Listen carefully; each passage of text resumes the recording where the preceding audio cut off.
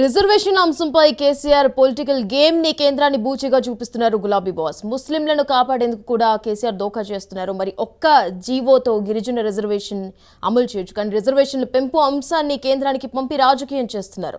జనాభా ప్రాతిపదికన రాష్ట్రాలకు రిజర్వేషన్లు పెంచుకునే అధికారం ఉన్నప్పటికీ కూడా ఉమ్మడి రాష్ట్రంలో దళితుల రిజర్వేషన్లు పెంచారు ఎన్టీఆర్ ప్రభుత్వం. మరి రిజర్వేషన్లు పెంచే అధికారం ఉన్నప్పటికీ కేసీఆర్ ఒక రకమైన మొండి వైఖరైతే ప్రదర్శిస్తున్నారు. రాష్ట్రానికి అధికారం ఉందన్న విషయాన్ని విస్మరించారు ముఖ్యమంత్రి. గిరిజన రిజర్వేషన్ల పెంపును ముస్లిం రిజర్వేషన్లతో ముడిపెట్టి కేసీఆర్ ఒక రకమైన గేమ్ ఆడుతున్నట్టు అనిపిస్తోంది. రిజర్వేషన్ పెంపు రాష్ట్ర పరిధిలోనే ఉన్నా కూడా కేంద్రాన్ని బదనాం చేసే వైనం అయితే ఇక్కడ స్పష్టమవుతోంది. ముస్లిం రిజర్వేషన్లకు ముప్పు వాటిల్లకుండా గులాబీ బాస్ ప్రయత్నాలు చేస్తున్నట్టుగా అనిపిస్తోంది. మజ్లిస్ చేతిలో గులాబీ కార్ స్టీరింగ్ ఉన్నట్టుగా క్లియర్గా అందరికీ అర్థమైపోతోంది. మైనారిటీల కోసం ఎస్సీ ఎస్టీ రిజర్వేషన్ల కోత ఇక్కడ ఉన్నట్టు అనిపిస్తోంది. ముస్లిం రిజర్వేషన్ల కోసం కేసీఆర్ నయా ఎత్తుగడ అంటూ కూడా విమర్శకులు విమర్శిస్తున్న పరిస్థితి. ఇప్పుడైతే బైట్స్ ఉన్నాయి, బైట్స్ చూద్దాం. ఉన్నప్పుడు మా గిరిజనుల జనాభా పలచబడి ఉండేది. తెలంగాణ ఏర్పడ్డ తర్వాత ఆ శాతం పెరిగింది. ఆ ధరిమిలా మేము రిజర్వేషన్ పెంచుకుంటామని చెప్పి మాకు పర్మిషన్ ఇవ్వమని చెప్పి మీరు తమిళనాడుకి ఎట్లయితే ఇచ్చిండ్రో అట్లా మాకు కూడా ఇవ్వమని చెప్పి కేసు ఏమైతే అయితే సుప్రీంకోర్టులో ఉండేది, పెండింగ్ ఉన్నా పర్వాలేదు, అందరితో పాటు మా కథ తేలుతుంది దేశంతో పాటు. కానీ మాకు ఇవ్వండి, మా గిరిజనులకు మేము మేలు చేసుకుంటామంటే దాన్ని అక్కడ కాలరాసి పెట్టినారు. ఆంధ్రప్రదేశ్ రాష్ట్రంలో ఉన్నప్పుడు మా గిరిజనుల జనాభా పలచబడి ఉండేది. తెలంగాణ ఏర్పడ్డ తర్వాత ఆ శాతం పెరిగింది. ఆ ధరిమిలా మేము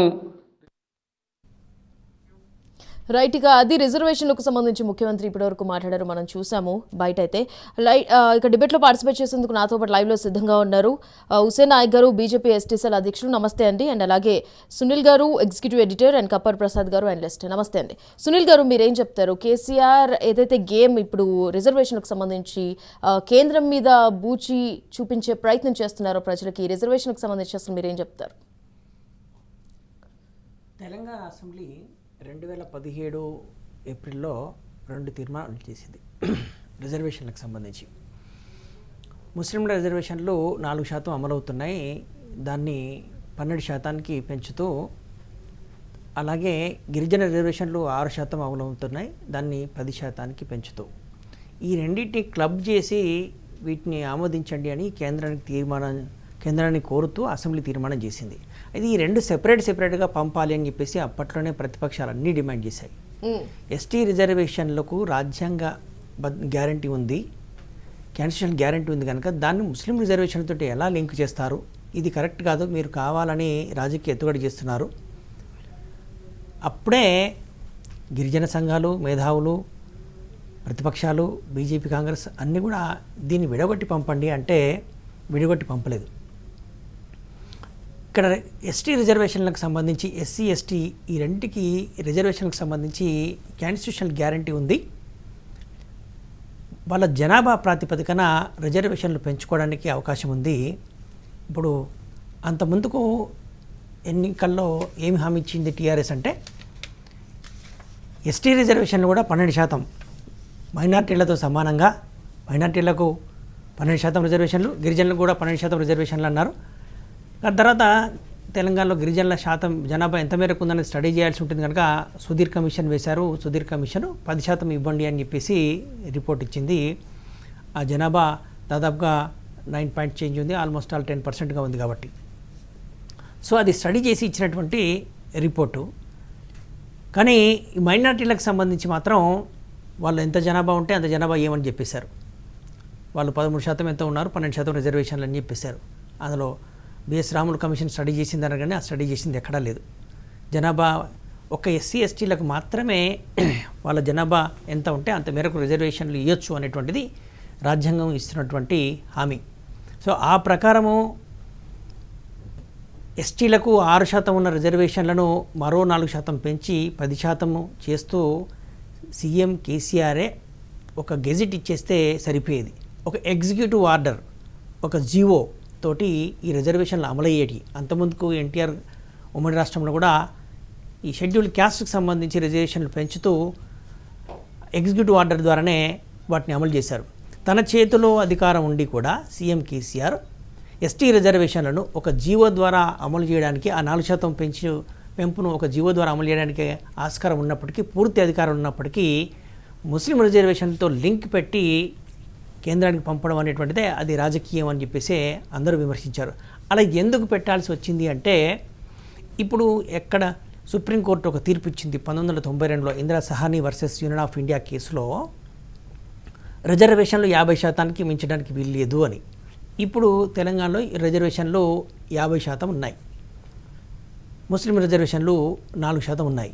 ఇప్పుడు ఎస్టీల రిజర్వేషన్లు 6 నుంచి 10% పెంచినట్టయితే అంటే 4% పెరుగుతాయి.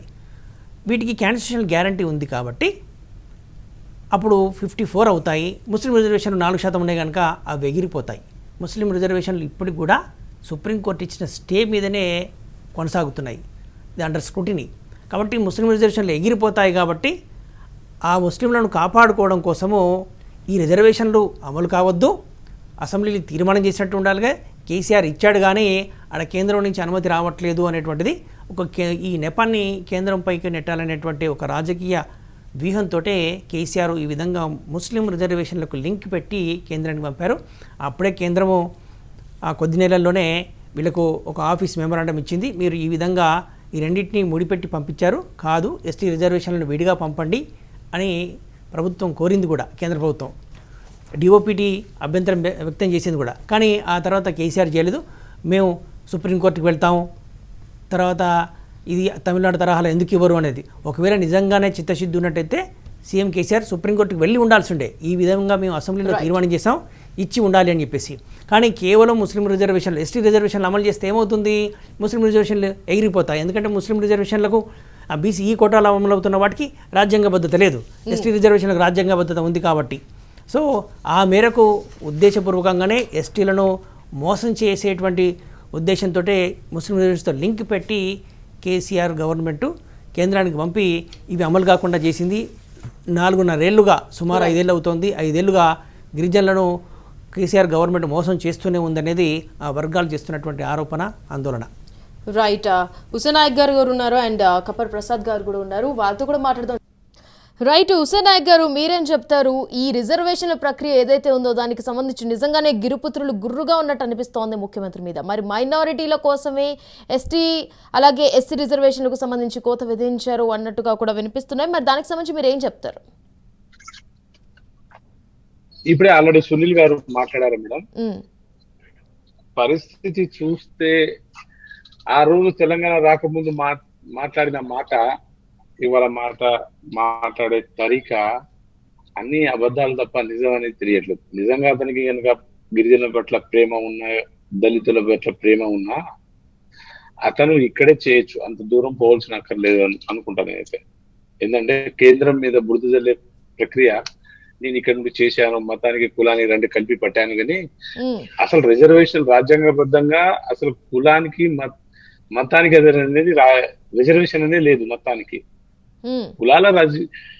కులాల ప్రతినిధిగా ఉంది కానీ మతానికి లేదు మేడం. దానికి మీరు ఇంతకుముందు అలా చూసుకుంటా పోతే, ఇంతకుముందు మన ఎన్టీఆర్ గవర్నమెంట్ ఉన్నప్పుడు, తెలుగుదేశం ఉన్నప్పుడు మైనార్టీ రిజర్వేషన్ ఇచ్చారు, 4% ఇచ్చారు కదా. ఇంతకుముందు సునీల్ గారు కూడా ఈ మాట చెప్పారు. దాన్ని ఇప్పుడు 12%. నీకు నిజంగా చిత్తశుద్ధి ఇచ్చి ప్రేమ ఉంటే, మీరు మైనార్టీల పట్ల అంతగా ప్రేమ ఉంటే మీరు చేయొచ్చు.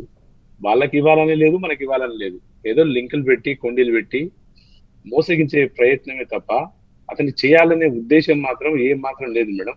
అతను ప్రతిసారి 100% చేస్తా, కుర్చీ వేసి కూర్చుంటా అని అంటాడు చూడు డైలాగు. అప్పుడు అనుకోవాలి మనం ఇది ఖచ్చితంగా ఫెయిల్యూర్, అది కాదు.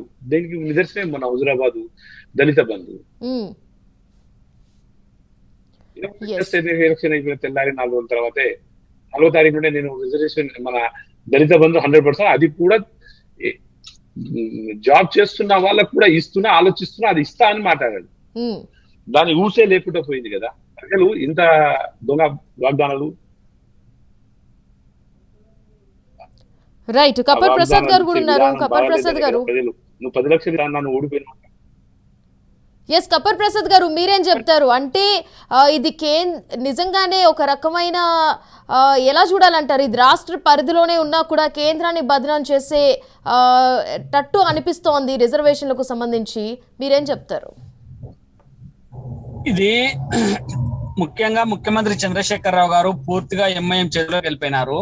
ఉమ్, కేవలం మైనారిటీల పేరుతోటి ముస్లింలకు మేలు చేయడం కోసమే ముఖ్యమంత్రి పూర్తిగా తన కార్యక్రమాన్ని అంతా నిర్వహిస్తున్నారు తప్ప ఆయనకు దళితుల పట్ల ఎస్టీల పట్ల ఏమాత్రం ప్రేమ లేదనేది స్పష్టంగా అర్థమైతా ఉన్నది. ఇందాక సునీల్ గారు చెప్పారు ఏమని, ఈ రిజర్వేషన్లు అనేటివి అంటే ఎస్టీలకు సంబంధించిన రిజర్వేషన్లు కానీ ఎస్సీలకు సంబంధించిన రిజర్వేషన్లు కానీ ఇవి రాజ్యాంగబద్ధమైనవి, వీటిని మనం అసెంబ్లీలో చేసుకోవచ్చు, ఒక జీవో ద్వారా చేసుకోవచ్చు, దీనికి పెద్ద అభ్యంతరం ఎక్కడ లేదు, అది ముఖ్యమంత్రి గారికి కూడా తెలుసు. ఉమ్, అయితే ఈ జీవో ద్వారా దీన్ని చేసేస్తే రిజర్వేషన్ల యొక్క పరిధి 51% 50% దాటిపోతే మైనారిటీలకు ఇబ్బంది అయితే అనేటువంటిది ఈ ప్రభుత్వం యొక్క ఉద్దేశం. మైనారిటీలకు ఇబ్బంది అవుతుంది అంటే ఎట్లా? మైనారిటీలకి మన ముఖ్యమంత్రి గారు 12% రిజర్వేషన్ ఇస్తా అన్నారు. వాస్తవంగా మైనారిటీలకు 12% రిజర్వేషన్ ఇవ్వడం మీద సాధ్యమైద్దా? ఉమ్, అబద్ధ మాటలు చెప్తే దాన్ని ఎంఐఎం కూడా మోసింది. ముఖ్యమంత్రి గారు 12% ఇస్తా అంటున్నారు, ముస్లింలు అందరూ కూడా టిఆర్ఎస్ వైపున వస్తా ఉన్నారనేటువంటి ఆశతోటి మళ్ళీ ఒక కొత్త ప్రయత్నం ఆయన మొదలుపెట్టిన. రాబోయేటువంటి ఎన్నికలు 2023లో ఎన్నికలు వస్తున్నాయి కాబట్టి మళ్ళీ ముస్లింల ఓట్ల కోసం కొత్త డ్రామా తప్ప మరొట్లేదు. మైనారిటీ రిజర్వేషన్లు రాజ్యాంగబద్ధం కావు, లేవు ఎక్కడ, కాబట్టి అవి ఇచ్చేటువంటి ప్రసక్తి లేదని చెప్పి కేంద్రం స్పష్టం చేసింది. ఉమ్, కానీ ఈయన ఏం చేస్తున్నాడంటే ఎస్టీ రిజర్వేషన్లతో లింకు కలిపి కేంద్రానికి పోవడం వల్ల సమస్య అయితే ఉన్నది. వాళ్ళు కూడా కేంద్రం కూడా చెప్పింది ఏంటంటే ఎస్టీ రిజర్వేషన్లు వేరు, ముస్లిం మైనారిటీ రిజర్వేషన్లు వేరు, కాబట్టి రెండింటిని విడదీయండి, వేరు చేయండి అని చెప్పి కేంద్రం కూడా సూచన చేసింది. కానీ అది చేయడానికి సిద్ధంగా లేడు. ఎందుకు లేడంటే ముఖ్యమంత్రిగా రాజశేఖర రెడ్డి గారు ఉన్నప్పుడు మైనారిటీలకు రిజర్వేషన్లు తీసుకొచ్చి ఇలా బీసీ ఈ పేరుతోటి అనేక రకాల సౌకర్యాలు కల్పించింది. దాంతో ఇలా ఏమైంది, బీసీల యొక్క పరిస్థితి, బీసీలకు రావాల్సిన రిజర్వేషన్లు అన్ని కోల్పోయింది.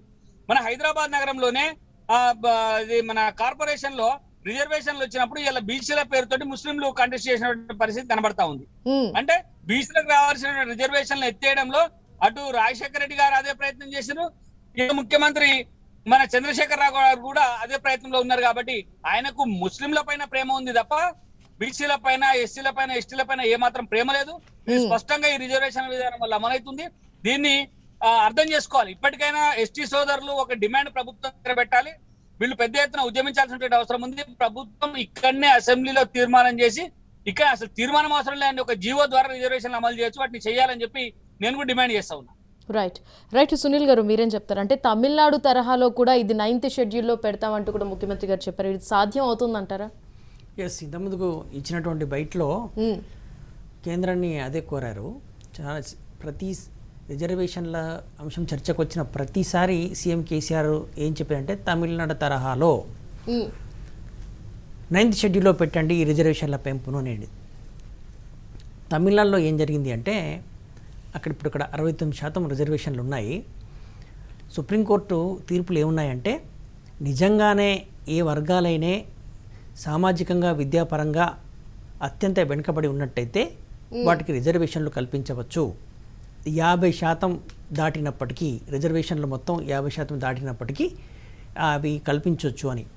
ఇప్పుడు north eastern states, Mizoram, Nagaland, Arunachal Pradesh ఇటువంటి రాష్ట్రాల్లో రిజర్వేషన్లు 80% రిజర్వేషన్లు అమలవుతున్నాయి.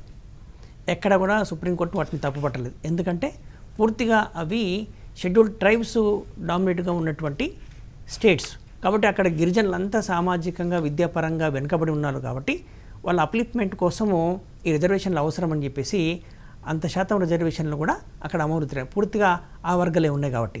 ఈవెన్ తమిళనాడులో కూడా అదేవిధంగా వెనుకబడిన వర్గాలే ఎక్కువగా ఉన్నారు. అక్కడ బీసీలకు 20% రిజర్వేషన్లు, 30% ఎంబీసీలకు, అంటే టోటల్గా ఓబీసీలు ఎంబీసీలు కలిపి 50% రిజర్వేషన్లు అక్కడ అమలవుతున్నాయి.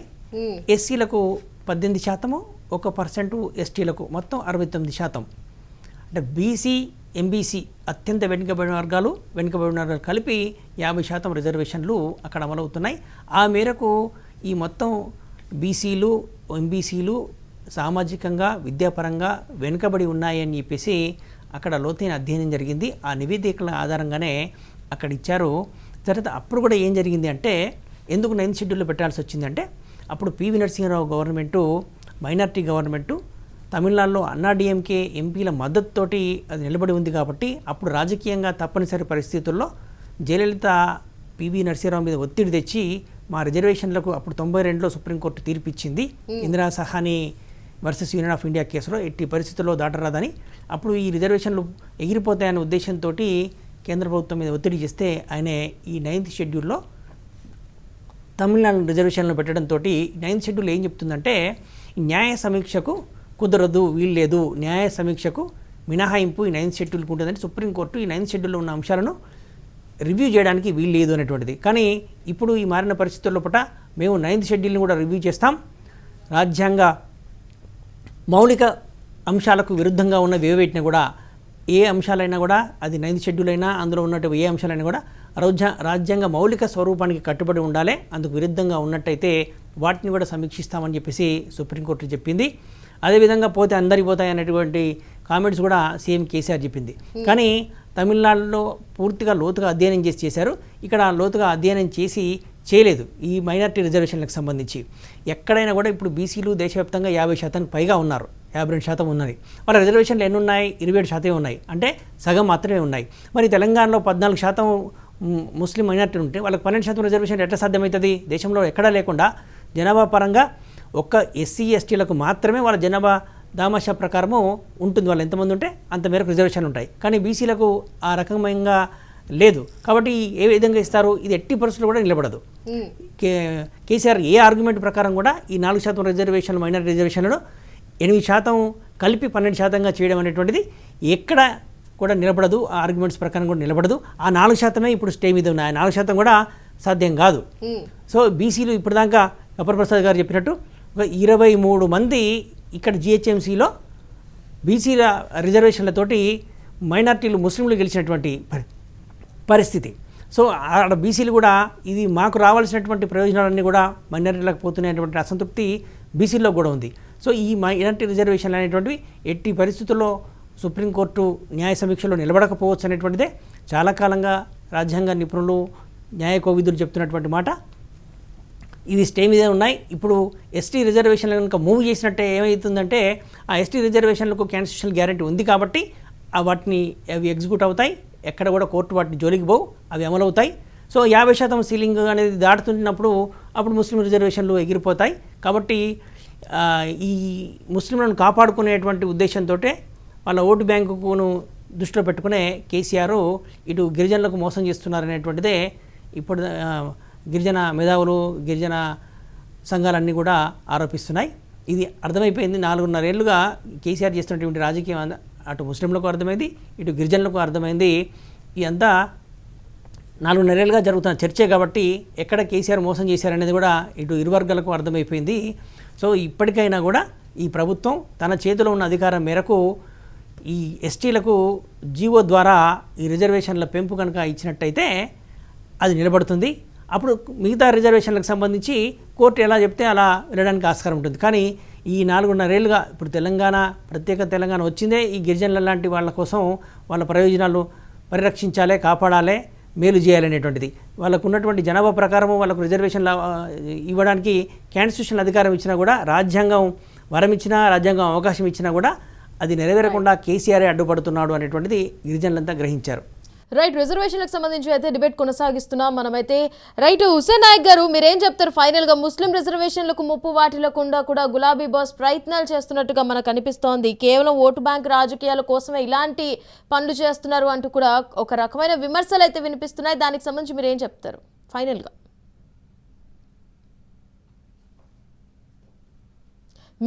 మ్యూట్లోకి వెళ్ళిపోయిందండి.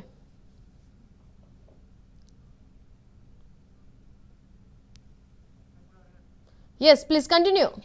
సారీ, మనం చెప్పవలసినట్టు ఏమీ లేదు. ఇతను ఒక ధోకా చేస్తూ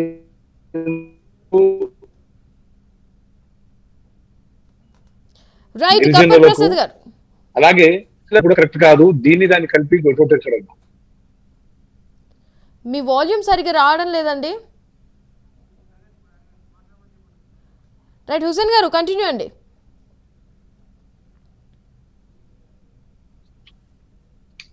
చెప్పేదంతా ఒకటే మేడం, కేంద్ర ప్రభుత్వం మీద బురద జల్లి రాష్ట్ర ప్రభుత్వం మనుగడ సాగించాలనే ఉద్దేశం టిఆర్ఎస్ కేసీఆర్ కనుసంధానంలో గిరిజనులు ఎప్పుడు ఓటేయడానికి తప్ప వాళ్లకు హక్కులు మాత్రం ఉండొద్దనే విధానమే అవలంబిస్తున్న విధానం మాత్రం టిఆర్ఎస్ ప్రభుత్వం చేస్తుంది మేడం.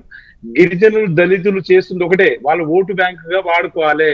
వాళ్లకు ₹1.2 బిస్కెట్ పడేయడం, ఏదో దళిత బంధువు లాంటి ఏదైనా ఒక స్కీమ్లు పడేయడం, అది ఇవ్వకపోవడం అనేది ఏదైనా సరే పెన్షన్స్ గిన్షన్స్ చేసి వాళ్ళు అక్కడే బతకాలి, వాళ్ళు అక్కడ ఉంటేనే మా మనుగడ సాగుతుంది, మా దొరల పరిపాలన సాగాలంటే గిరిజనులు ఓట్లు మాత్రమే పనిచేస్తారు, వాళ్ళు ఏది పని చేయడానికి పనికి రావద్దనే ఉద్దేశంతోనే వాళ్ళు చేసే ప్రక్రియ మేడం. ఖచ్చితంగా రాబోయే కాలంలో భారతీయ జనతా పార్టీ దీన్ని ఖచ్చితంగా ఎదుర్కొంటది. ఖచ్చితంగా బండి సంజయ్ అన్న సారథ్యంలో దీనికి ఖచ్చితంగా నెక్స్ట్ ఇష్యూ మేము తీసుకునే మొదటి ఇష్యూ ఇప్పుడు Bharatiya Janata party ST reservation ఇప్పటికీ కూడా 6% రిజర్వేషన్ అంటున్నారు కానీ అక్కడ 3% రిజర్వేషన్ కూడా అమలు కావట్లేదు. ఇది నిజానికి 6% ఉమ్మడి తెలంగాణ ఆంధ్రప్రదేశ్ ఉన్నప్పుడు 6% రిజర్వేషన్ ఉండే మనకు, కానీ ఇవాళ అది 6% కూడా 100% రిజర్వేషన్ కనుక అమలైనా బాగుండేమో, అది కూడా అమలు అవ్వని దుస్థితిలో ఈ తెలంగాణలో ఉండడం సూచనీయం మేడం. ఖచ్చితంగా రాబోయే కాలంలో భారతీయ జనతా పార్టీ ఈ ఎజెండాను తీసుకొని ఖచ్చితంగా మా రిజర్వేషన్ గిరిజన బిడ్డలందరూ వెయిట్ చేస్తున్నారు. ఇతను దోకా అబద్ధాలు మాట్లాడుతున్నాడు, మాటల మరాఠీ తప్ప మాయల గారడి చెప్పడం తప్ప ఇతను ఏ పని చేయలేడని ఉద్దేశం ప్రజల్లో బలంగా నాటుకోపోయింది. ప్రజలందరూ ఏకలో కూడా అందరికీ చెప్పడమే తప్ప చేయడం అనేది ఉండదు. అతను ఇప్పుడు కానీ ఒక్కటి చెప్తున్నాను మేడం, మొన్నటి వన్ పడుకున్న ఫామ్ హౌస్ లో పడుకున్న ధోరణి మాత్రం ఖచ్చితంగా ఏది గాంధీ పార్క్ తీసుకొచ్చాం, ధర్నా చౌక్ తీసుకొచ్చాం, ఖచ్చితంగా ఇతను మళ్ళీ ఇక్కడ లేకుండా మళ్ళీ అదే ఫామ్ హౌస్ లో ఖచ్చితంగా ఇక మళ్ళీ రాజకీయాలకు చేయకుండా పరిస్థితి మాత్రం గిరిజన బిడ్డలు దళిత బిడ్డలు పట్టుకుంటారు. భారతీయ జనతా పార్టీ అతని పని చేసే వరకు వదలదు, పని చేయకపోతే చరిత్రహీనుడు మాత్రం చేస్తుంది మేడం. రైట్ హుసేన్ గారు, థ్యాంక్ యూ. కపర్ ప్రసాద్ గారు, ఫైనల్ గా చెప్పండి. ఏం లేదు, ఇప్పుడు ముఖ్యమంత్రి చంద్రశేఖరరావు గారి నాటకాలు, ఆయన చేస్తున్నటువంటి మాటలన్నీ ప్రజలకు తెలిసిపోయినాయి స్పష్టంగా. కేవలం మైనార్ల మీద ముస్లింల మీద ప్రేమ తప్ప ఆయనకు వేరే లేదు. అందుకనే తెలంగాణ వచ్చిన తర్వాత ప్రజలందరికీ మేలు జరుగుతుంది అనుకుంటే తెలంగాణ వచ్చిన తర్వాత నిజాం రాజ్యం కనబడతా ఉంది. రజాకాలకు మేలు చేయడం కోసమే ఆయన ప్రయత్నాలు ఉన్నట్టుగా స్పష్టంగా అర్థమవుతా ఉంది. ఇవన్నీ ఇప్పుడు ఎవరు వద్దనట్లేదు, రిజర్వేషన్లు ఇవ్వాలి, వాళ్లకు రాజ్యాంగ పరంగా ముఖ్యమంత్రి గారికి లేదా మన ప్రభుత్వానికి కల్పించినటువంటి హక్కును ఉపయోగించుకొని ఇక్కడనే చేయమని చెప్పి అడుగుతా ఉన్నారు అందరూ. కానీ కేవలం కేంద్ర ప్రభుత్వం మీద దాడి చేయడం కోసం, కేంద్ర ప్రభుత్వాన్ని బదనాం చేయడం కోసం చేస్తున్న ప్రక్రియ తప్ప వేరేం లేదు. అందుకని ముఖ్యమంత్రి గారిని ఏం డిమాండ్ చేస్తా ఉన్నామంటే, దయచేసి ముఖ్యమంత్రి గారు మీరు ఎస్టీలకు ఎంత రిజర్వేషన్ ఇస్తామనుకుంటున్నారో స్పష్టం చేయండి. ఆ రిజర్వేషన్లు రాజ్యాంగబద్ధంగా మీరు ఇక్కడనే ఒక జీవో ద్వారా ఇవ్వండి. దాని మీద ఎవరైనా కోర్టుకు పోయి ఆపుతారా చూద్దాం, చూపితే వాళ్ళే చరిత్రహీనులు అవుతారు. కానీ అట్లా కాకుండా కేవలం మైనారిటీలకు మేలు చేయాలి, 51% పైగా పెరిగినా కూడా ముస్లింలకు రిజర్వేషన్లు వచ్చే విధంగా వాళ్ళకి మేలు చేయాలి, వాళ్ళ ఓట్ల కోసం వాళ్ళతో లాలుచిపడేటువంటి ప్రక్రియ సరైంది కాదు. ఇప్పటికే రాష్ట్రంలో చాలా మంది ఇబ్బందులు ఎదుర్కొంటా ఉన్నారు. బీసీల రిజర్వేషన్లు అన్ని పోయినాయి, మైనారిటీలకు ఈ రిజర్వేషన్లు కల్పించడం వల్ల బీసీల రిజర్వేషన్లు అనేవని రాజకీయంగా వాళ్ళ ప్రాతినిధ్యం జరుగుతూ ఉంది. కాబట్టి దీన్ని వెంటనే ముఖ్యమంత్రి గారు కేంద్రానికి పంపినటువంటి తీర్మానం ఏదైతే ఉందో దాన్ని ఉపసంహరించాలి. బీసీలకు వేరు, ఎస్టీలకు మైనారిటీలకు వేరు, తర్వాత ఎస్టీలకు వేరువేరుగా తీర్మానాలు చేయాలి. ఎస్టీలకు సంబంధించి ఇక్కడనే ఆయన చేతిలో ఉన్నటువంటి అధికారాన్ని ఉపయోగించుకోవాలని చెప్పి మేము కోరుతా ఉన్నాం. Right, thank you Kapar Prasad గారు, థ్యాంక్ యూ సునీల్ గారు, and thank you Hussain Nayak గారు. అది ఇప్పటికైతే రిజర్వేషన్లకు సంబంధించిన ఇష్యూ ఏదైతే ఉందో, మరి మైనారిటీలు అలాగే ఎస్సీ ఎస్టీ మైనారిటీని దృష్టిలో పెట్టుకొని ఎస్టీ ఎస్సీ రిజర్వేషన్లకు సంబంధించి ఏదైతే కేంద్రానికి పంపించారో దాన్ని ఉపసంహరించుకోవాలి అంటూ కూడా విశ్లేషకులు చెబుతున్న పరిస్థితి.